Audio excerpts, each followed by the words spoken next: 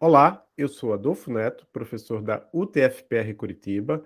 Hoje estamos aqui com Ellen Rutz. Ela é engenheira de dados sênior na OLX Brasil. Quem vai entrevistá-la comigo é a professora Maria Cláudia Emer, co-host do Emílias Podcast, coordenadora do projeto Emílias Armação em Bits. Tudo bem, Maria Cláudia? Tudo bem, Adolfo? Seja bem-vinda ao Emílias Podcast. Ellen, tudo bem? Tudo bem, muito obrigada. Obrigada pelo convite, pela oportunidade. Nós que agradecemos. Então, Ellen, você pode se apresentar para as pessoas que nos escutam? Posso, com certeza. Então, eu sou a Ellen, eu estou na OLX há 9 meses, eu já trabalhei com engenharia de dados em outras empresas, eu já trabalhei com TI também em outras empresas. Eu moro em Curitiba, sou aluna da UTFPR também, eu faço mestrado com o professor Marco. E é isso. Então, a primeira pergunta que talvez várias pessoas aqui queiram saber, né, pessoas que estão nos escutando, é o que é engenharia de dados? Que você é uma engenheira de dados, ainda por cima uma engenheira de dados sênior, né? O que é Isso. engenharia de dados que, a ponto de ter cargos numa empresa grande, né, que todo mundo conhece, como a OLX Brasil, dizer, essa pessoa aqui é engenheira de dados. Então, o que é engenharia de dados? A engenharia de dados ela está muito trending no LinkedIn, né? Então você entra no LinkedIn e você começa a ver que tem muita vaga de engenharia de dados e muita coisa, muita gente trabalhando e todo dia sai uma tecnologia nova. Mas é muito difícil para a pessoa entender o que é engenharia de dados, né? Para o cliente final, o que é engenharia de dados e o que essa pessoa que trabalha com dados faz. Então, a engenharia de dados, ela reúne muita coisa de computação, de programação, de você trazer dados de vários lugares, concentrar em um único lugar onde as pessoas consigam entender aqueles dados. Então, o que acontece? O que acontecia antigamente, né? Tinha muita gente empresas com muito Excel, e aí quando você juntava aquele Excel, você nunca tinha um número correto, né? Porque tinha o Excel do fulano A, o Excel do B, do setor 1, do setor 2, e o que a engenharia de dados faz? Ela traz dados de diversas fontes, né?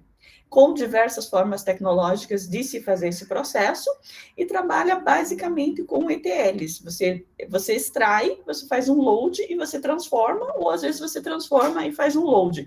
Mas você concentra dados diferentes e você cruza esses dados para que as pessoas possam ou gerar insights, né, no caso de business, possam gerar tableaus ou possam gerar outras ferramentas de visualização e mesmo possam gerar modelos de machine learning ou modelos preditivos, modelos de data science, usando esses dados. Então, é basicamente isso que acontece. Um exemplo da OLX, né, que é o site que todo mundo conhece, a gente tem várias BUs dentro da OLX e várias ações que acontecem dentro dos nossos dados de venda, de compra, vem para o nosso banco de dados, para o nosso data lake, e de lá geram-se insights para fornecer para a empresa também, para eles terem um rumo de como vai operar, de como a empresa vai operar. Então, gera-se métricas, gera-se muita coisa. Eu não sei se vocês conseguem entender ou se vocês querem que eu complemente. Eu queria inicialmente perguntar qual é a diferença entre engenharia de dados e ciência de dados? O cientista de dados, ele trabalha mais com a geração de modelos, né? Então, o que o engenheiro de dados faz? O engenheiro faz aquele trabalho mais pesado mesmo, traz o dado de vários lugares, normaliza, limpa, garante que você tenha um bom dataset, um dataset confiável, e ali termina o trabalho do engenheiro de dados e começa o do cientista de dados, né? Porque provido desse dataset que está correto e espera-se que esteja, você consegue gerar insights, você consegue gerar predições, você consegue ver se está aumentando, predições de quanto o seu fluxo vai aumentar, por exemplo, de quanto o seu fluxo vai diminuir. Então, essa é a diferença entre os dois. Então, mas tem posições no mercado que pedem as duas coisas, mas em geral está mais definido.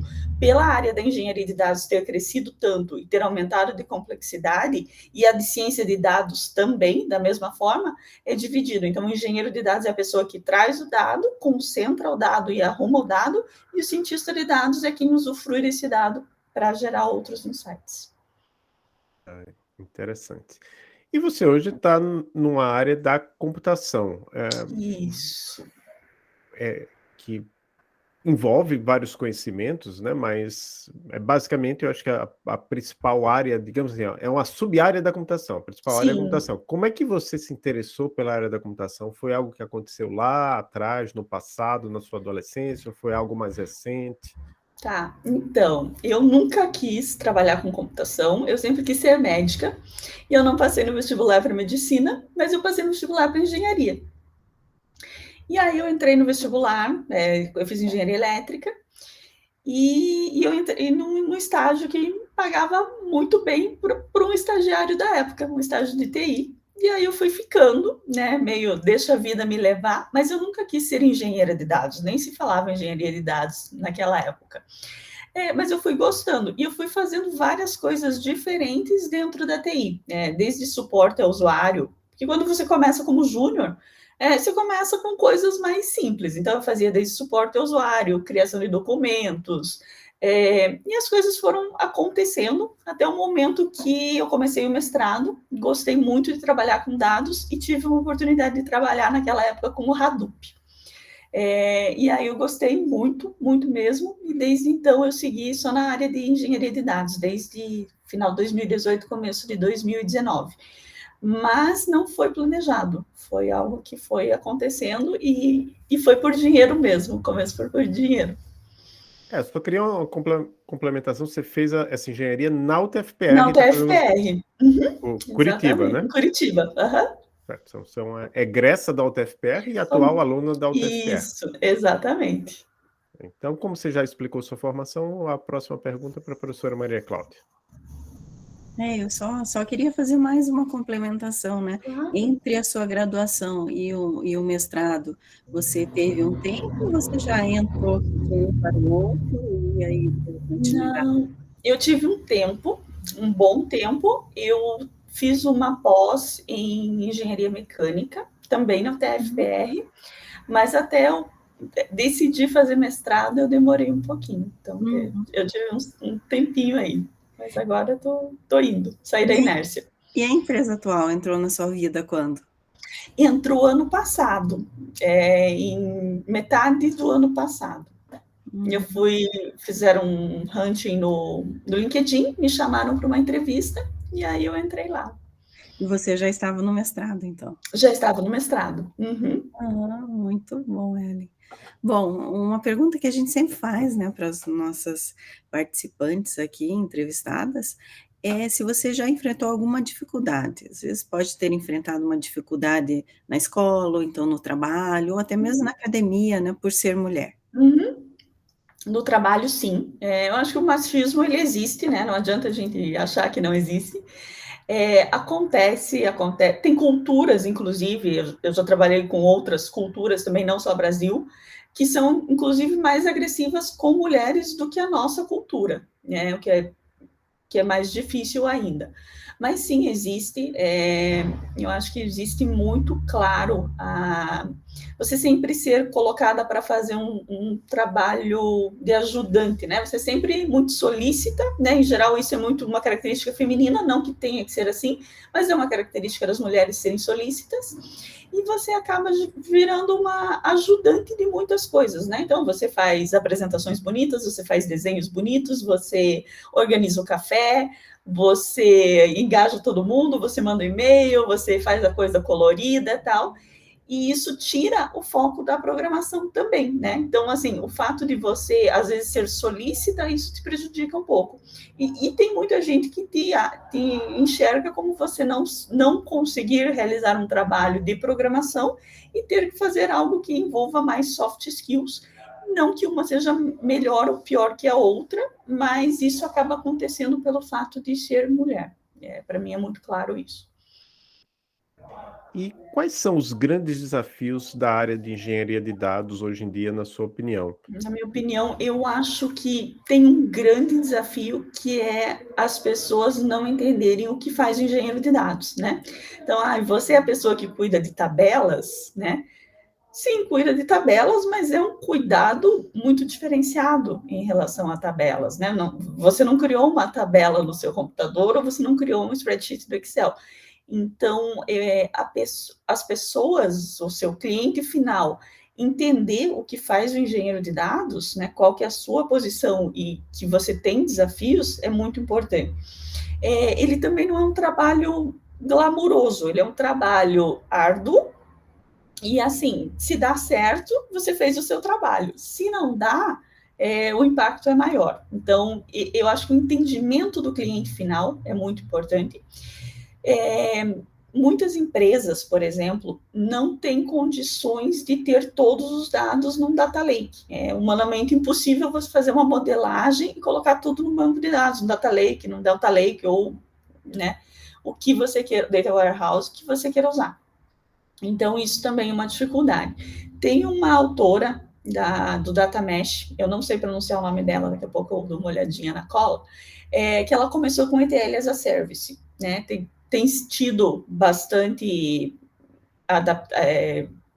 muita coisa se adaptando, bastante gente olhando, ainda como um desafio, eu acho. E outra é em relação à qualidade de dados, né? Você começa a ter um volume tão grande que a tua qualidade de dados começa a ser impactada também. Então, esses seriam os desafios que eu vejo hoje. Muito bem. E como você descreve a sua função na OLX? Então, sempre a função do engenheiro de dados é a pessoa que meio que faz de tudo, né? Porque os sistemas de dados, eles são bastante complexos, né? Então, você tem desde a extração, que nem sempre é uma fonte, nem sempre funciona tudo, né? Às vezes a pessoa troca a senha, alguma coisa acontece. Então, assim, você tem que fuçar muito, né? Então, eu descrevo um trabalho que resolve problemas, a gente tenta minimizar o impacto dos problemas para os usuários e trazer os dados com a qualidade maior possível. Além disso, a formação do engenheiro de dados, né? Não é algo que se aprende muito, não é muito fácil de aprender e não é muito fácil de ensinar. Eu não sei como que hoje acontece na universidade, eu vejo que tem cursos com isso, mas eu tento ajudar meus colegas e minhas colegas também, porque eu tenho mais amigas, mais colegas de trabalho mulheres na minha equipe, para que elas também consigam aprender e aprender coisas novas e também se desenvolver em outros projetos. Uhum. E eu vi também no LinkedIn que você participa de entrevistas, né? Isso no processo de seleção de candidatos à OLX. Queria que você contasse um pouco a respeito disso, porque me pareceu que é algo que você gosta bastante de fazer. Sim, eu gosto muito, e isso é muito legal da OLX, né? Então, as pessoas que são de sênior para cima na OLX, Senior Staff Principals, elas entrevistam. Então, o processo da OLX, ele é um processo que tem uma etapa de fundamentos, né? Onde a gente olha se o candidato, ele tem noções de fundamentos, de Big O, de complexidade, que é importante, de coisas de algoritmo mesmo, que a empresa dá importância para isso. A gente tem uma prova uma etapa de arquitetura, que também faz com o candidato, e é sempre com o candidato, nunca é para o candidato entregar depois, né? Que é muito legal, onde a pessoa é proposto um problema e a pessoa desenvolve uma arquitetura e te fala por que ela resolveria aquilo. E tem uma entrevista aí com o gestor, que não é a minha área, eu faço ou arquitetura ou fundamentos. Eu gosto muito porque eu gosto de dar um olhar humano para o processo, então eu prefiro entrevistas de quadro branco a entrevistas que são de cliques, né? E eu gosto muito de conversar com o candidato. Então, assim, a gente tem candidatos que entram e são super sêniors, e tem candidatos que entram e não são tão sêniors. E você vê naquela hora que a pessoa não vai passar na sua prova, né? E você não precisa escrachar a pessoa por causa daquilo. Então, assim, eu tenho um tempo regulamentado na minha cabeça, que se aquela pessoa não consegue resolver alguma coisa, eu ensino ela, e aquela 1 hora que está tá marcada é aquela 1 hora para aquela pessoa. Então, assim, talvez ela passe e vá bem, e ela aceita a proposta e vai trabalhar lá, e é muito bom, mas se não, ela sai com alguma bagagem no que está faltando para ela para o mercado, e depois ela volta, faz entrevista de novo. Eu gosto muito do processo. Muito bom isso, achei bem legal. É bem legal. Essa forma. E lembra um pouco da nossa entrevista com a nossa ex-aluna Damares, né? Quer dizer, vocês precisam também de conhecimentos um pouco mais avançados de análise de algoritmos, é isso? Sim, sim, faz muita diferença, né? Então, isso é muito legal, porque quando a gente está na faculdade, aquilo não é tão simples, né? E você vê que quando você trabalha com volume grande de dados, se você faz um for dentro de um for, você perde em performance. Quanto mais você perde em performance, mais você paga de tempo de execução de cluster, que é por hora. Então, tudo que pode ser otimizado, deve ser otimizado. Então, eu acho isso um ponto bem importante para os candidatos começarem a se atentar para essas cadeiras que muitas vezes não são valorizadas. Aqui é bastante valorizado, assim, faz muita diferença. Aqui na UTFPR, obviamente, a gente tem as disciplinas, né, que o pessoal estuda isso, e tem também um clube de programação. Que legal! Que é um clube onde treina as pessoas para participarem de competições de programação, e treinando para essas competições, a pessoa acaba aprendendo todas essas coisas assim na prática, né? Porque nessas competições, estilo maratona de programação, tem problemas que você pode fazer uma solução que resolve o problema, mas a quantidade de dados de entrada é tão grande que, se não for a solução mais eficiente possível, uma solução bastante eficiente, você não consegue ganhar o balãozinho, né, lá da maratona de programação. Exatamente. Que legal, que iniciativa bacana. E como é que está sendo fazer mestrado lá no CPGI, né? A gente fala CPGI, mas que é o nome histórico, mas é o Programa de Pós-Graduação em Engenharia Elétrica e Informática Industrial, que é o programa talvez mais antigo, eu acho que com certeza é o mais antigo da UTFPR Curitiba, consequentemente, porque aqui na UTFPR Curitiba. E eu vendo seu LinkedIn, quer dizer, eu acho que não foi nem no seu LinkedIn, foi no seu currículo Lattes. Por acaso a gente descobriu que você está sendo orientada pelo nosso colega de departamento, de PPGCA também, porque eu e a professora Maria Cláudia não somos do CPGI, mas somos do PPGCA, o Marco é do CPGA, do PPGCA e do CPGI, é uma baita sopa de letrinhas, né? Mas você está sendo orientada pelo Marco Aurélio Wehrmeister. Como é que está sendo ser orientada por ele? Gente, ele é muito legal, né? É uma pessoa... o meu trabalho de mestrado, o que a gente tem feito? A gente tem trabalhado com Digital Twins, né? Que é uma área de você ter um gêmeo digital baseado em modelos matemáticos para um atributo físico, né? O boom disso começou em 2003 com o Greaves, né? E o que a gente tem tentado é entender o que as pessoas entendem por Digital Twin, né? Porque se fala tal, mas assim, quando você lendo os artigos, não dá para entender exatamente como se materializa um Digital Twin, né?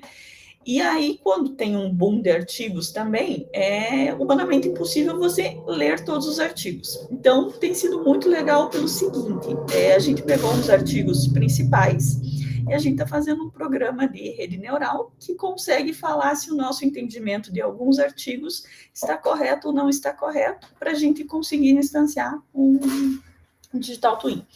E o professor Marco, ele está agora em pós-doutorado na Alemanha, mas em nenhum momento ele deixa de estar ausente. É difícil fazer mestrado e trabalhar, isso é bem complicado, principalmente em áreas que você tem incidentes e você tem que atuar, então a tua energia também baixa, acaba baixando, mas ele tem sido maravilhoso, assim, muito, muito além do meu esperado. Que bom. E outra pergunta que a gente tem feito aqui é se vocês participam, né, de algum grupo de apoio para mulheres na computação. Algumas vezes isso acontece até nas empresas, né? Um grupo na empresa, e daí as mulheres acabam se reunindo, homens também, né? Sim. Não é um grupo da... Mas você já participou ou participa? Eu nunca participei, deveria participar, mas no momento eu não estou participando. Mas o que eu tento fazer no meu tempo livre? No meu tempo livre não, mas nas minhas atividades. Expor as mulheres, né, quando eu tenho a possibilidade, a fazerem coisas que normalmente elas não fazem, né? Então, se você dá uma atividade normalmente acontece isso, eu não sou especialista em comportamento de um ou de outro, mas o que é o que eu mostro, o que eu vejo. Cria um GitHub, né? Um menino sai fazendo tal, a menina às vezes fica um pouco mais... Ai, será que eu crio? Será que eu vou criar certo? Será que esse é o nome? Será que é isso aqui?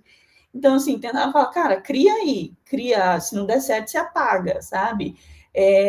Vai fazer um commit, vai fazer um pull request, testa antes, sabe? Se não der certo, sempre tem como voltar. Pense em sempre como você faz para voltar as coisas, sabe? Uma das questões que eu tive, muitos feedbacks na carreira, é em questão da assertividade. Eu acho uma coisa bem difícil, é muito difícil você nivelar, porque ou você é muito fofinha, e aí às vezes as pessoas, né, ou te tratam quase como infantil, ou quando você é mulher e é assertiva, você é grossa, então você nunca tem um meio termo, né? Então isso é muito difícil, você passar assertividade para as pessoas e passar assertividade na medida certa é muito difícil, e você é muito fácil de desbalancear, porque às vezes se parece infantil e às vezes se parece grossa, então isso é complicado. Mas eu tento sempre mostrar esse tipo de coisa, assim. Então, quando eu converso, tenta falar assim, tenta assim, cria o negócio, faz o commit, programa. Vai dar errado, tá bom, ninguém sabe tudo, né? Então, mas vai tentando, porque você só vai conseguir programar a partir do momento que você começar a programar, a partir do momento que você sair da tua tarefa de fazer as coisas bonitas e que funcionem, ou se você optar por fazer somente aquelas coisas que não são programação, tudo bem também, mas que seja a sua opção, não seja jogado ou que seja a única coisa que você consegue pegar, sabe? Às vezes eu tenho a impressão que as mulheres ficam, parece aquele cascudinho de aquário, assim, ela limpa o fundo e o neonzinho passa brilhando, e às vezes limpar o fundo também é um trabalho bem, bem necessário. Então, é isso. E alguma mulher te inspirou em sua carreira? Sim, a minha mãe é doceira, me inspirou muito, mas a minha mãe tem o 2º grau só, então ela não tem, mas minha mãe, ela tem uma noção de fluxo de caixa impressionante, assim, minha mãe faz doce desde que eu tenho 5 anos, e a gente conseguiu muita coisa na vida graças a isso. Tem a Luana Pimentel, da OLX, que ela é senior staff, até uma indicação para vocês trazerem aqui, é uma pessoa que me inspira muito. Eu gosto também da Ana Paula Padrão. Ana Paula Padrão tem um livro que chama O Amor Chegou Tarde em Minha Vida. Antes dela estar no MasterChef ou alguns programas de entretenimento, ela foi uma das primeiras mulheres a estar na bancada do Jornal da Globo. E no livro ela conta como que ela chegou lá, inclusive falando de aquelas roupas com ombreiras, eu não sei se vocês lembram que se usava, para deixar mais impositivo e tal. Eu acho muito legal a forma que ela explica como que ela, mulher, se inseriu em algo também bastante de homens. Então, são as minhas inspirações. Eu gosto muito, independente de gosto musical também, da Anitta. Eu acho que a Anitta tem uma capacidade de engenharia social incrível. A Anitta conhece pessoas no mundo que é absurdo, assim, que você vê a foto e fala, pô, essa pessoa está do lado da Anitta. Então, eu acho que, né, independente se você gosta ou não da Anitta, eu acho que a capacidade dela de gestão e de engenharia social é muito grande.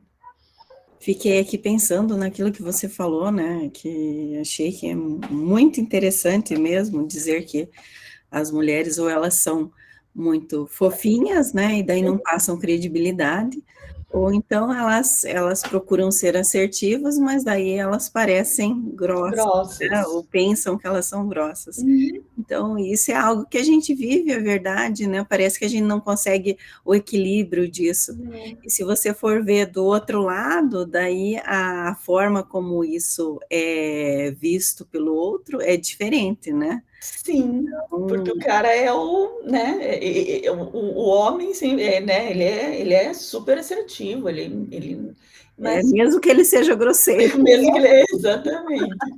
Mas Então, isso isso é muito legal. Eu acho que é importante que as mulheres enxerguem isso, sabe? Até para uma forma de se conhecer melhor e ver de que maneira elas podem se colocar no mundo de forma equilibrada, né? Porque é muito difícil mesmo. Muitas vezes a gente acaba sendo tratada como menos porque nós mesmos, né, acabamos sendo um pouco infantis, vamos dizer assim, né?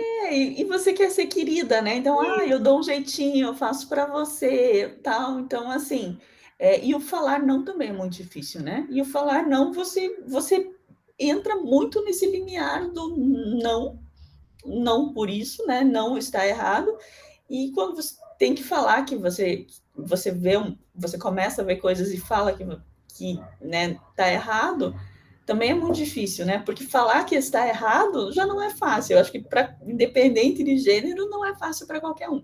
Mas isso é algo assim que eu acho que muitas mulheres passam todos os dias. Você deve passar também em sala de aula, né? Com E aí certeza. a professora é mulher, eu levo no papo, Uhum. então não sei, imagino que seja assim. É, mas é algo para se pensar assim. Então, daí a nossa próxima pergunta é o que você diria para as mulheres, né, ou para as meninas aí do ensino médio, que estão pensando em seguir essa carreira de computação, né? É uma forma de estimulá-las, vamos dizer assim, né? Uma frase que você poderia dizer aí. Olha, o que eu acho que é importante é que raramente quando você faz alguma coisa errada, isso não possa ser desfeito, né? Então, são poucas coisas que você vai realmente quebrar. Às vezes você vai gastar um tempo aí para arrumar, mas é uma carreira muito gratificante. Eu realmente eu gosto do meu trabalho, eu amo o que eu faço, então eu acho que isso é um incentivo. E o que eu falaria tem muitas áreas dentro da computação. Né? Então, tem gente que desenvolve para Android, tem gente que desenvolve para iOS, tem gente que faz modelos, tem gente que faz. Mas quando você tem a base, é mais fácil você migrar de um para outro e você saber o que você gosta e o que você não gosta, porque a base você tem.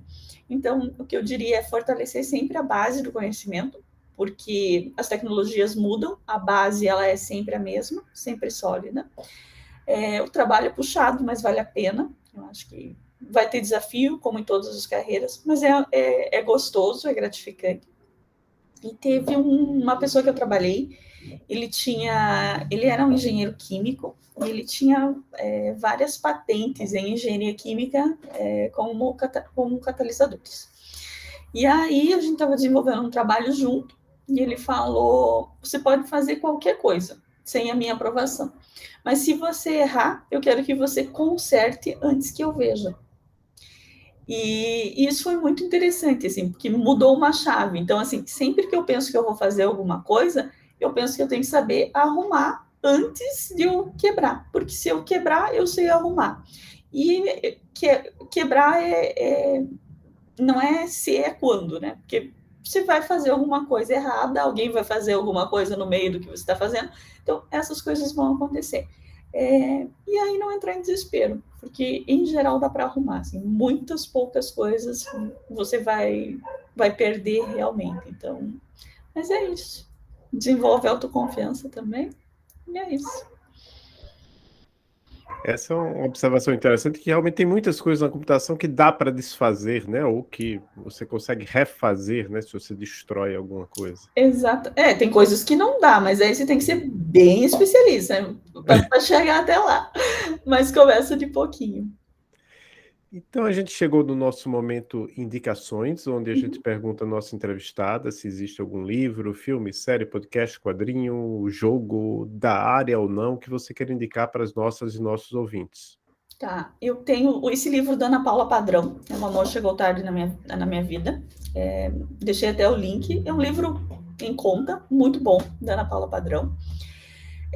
Eu gosto muito do TED Talk da Mônica Lewinsky. A Mônica Lewinsky, ela ficou conhecida porque ela teve um caso com o Bill Clinton, então presidente dos Estados Unidos, e ela fez um TED Talk falando do preço da vergonha, né? Quanto que você se sentir envergonhado por algo que você fez é prejudicial. Isso eu gosto muito. Um documentário que eu gostei bastante, apesar dos apelos da Netflix, Privacidade Hackeada, eu acho, da Cambridge Analytica, bem interessante. Deixa eu só pegar minha colinha aqui, que tem mais alguns que eu coloquei. Só um minutinho.